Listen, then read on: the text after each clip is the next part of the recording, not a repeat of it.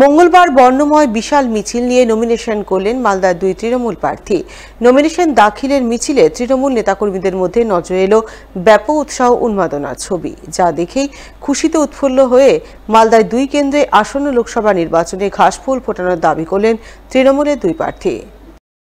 আগামী 7ই মে তৃতীয় দফায় মালদায় লোকসভা নির্বাচনের ভোট গ্রহণ। তাই নির্বাচনকে কেন্দ্র করে ইতিমধ্যে মালদায় শুরু হয়েছে নমিনেশন দাখিল প্রক্রিয়া। মঙ্গলবার একই দিনে মালদার দুই তৃণমূল প্রার্থী তাদের নমিনেশন দাখিল করেন। মালদা উত্তর থেকে নমিনেশন জমা করেন তৃণমূল প্রার্থী প্রসূন ব্যানার্জি এবং দক্ষিণ আসনে নমিনেশন জমা করেন তৃণমূল প্রার্থী শাহনাজ আলী রায়হান।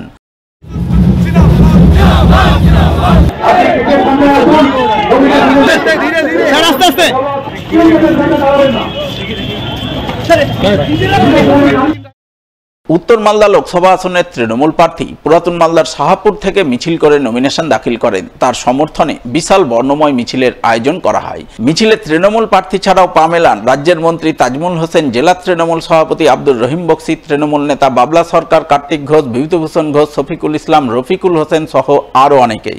তাদের নেতৃত্বেই বিশাল মিছিল নিয়ে তৃণমূল প্রার্থী প্রসূন ব্যানার্জি মালদা শহরে প্রবেশ করে বিভিন্ন পথ পরিক্রমার পর জেলা প্রশাসনিক ভবনে গিয়ে তার নমিনেশন দাখিল করেন।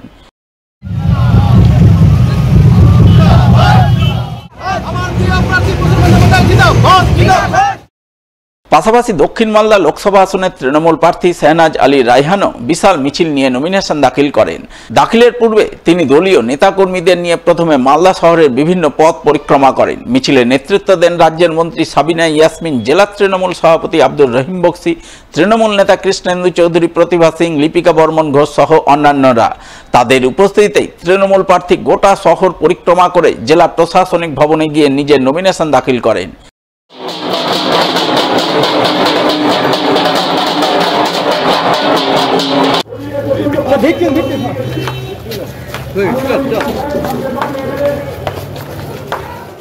নমিনেশন দাখিলের পর মালদার দুই তৃণমূল প্রার্থী সংবাদ মাধ্যমের মুখোমুখি হন এবং দুজনেই দাবি করেন মালদায় এবার ঘাসফুল ফুটছে। দুই আসনেই তৃণমূলের দুই প্রার্থী জয়যুক্ত হচ্ছে। মালদায় একটাই আওয়াজ তৃণমূল আসছে। আমাদের নানান ইস্যু আছে, উন্নয়ন একটা ইস্যু, গঙ্গা ভাঙন একটা ইস্যু, এনআরসি এইগুলোকে প্রতিরোধ করা একটা ইস্যু, সাম্প্রদায়িক রাজনীতি, গৌড়বঙ্গের মাটি সম্প্রীতির মাটি, এখানে কোনো বিভেদের রাজনীতি হবে না, সেই বিভেদের রাজনীতিকে রোখা একটা মানে আমাদের ইস্যু। দিল্লির যারা জমিদার আছে না, আমরা বলছি দিল্লির জমিদার মুক্ত ভারত, জমিদারি মুক্ত ভারত হবে। মালদার দুটো সিটেই শাহনাজ প্রসূন কম্বিনেশন জিতবে। মোদি যোগী যে কেউ আসুক, মালদার জনগর্জন বুঝিয়ে দিয়েছে যে মালদার দুটো সিটে তৃণমূল কংগ্রেস জিতছে।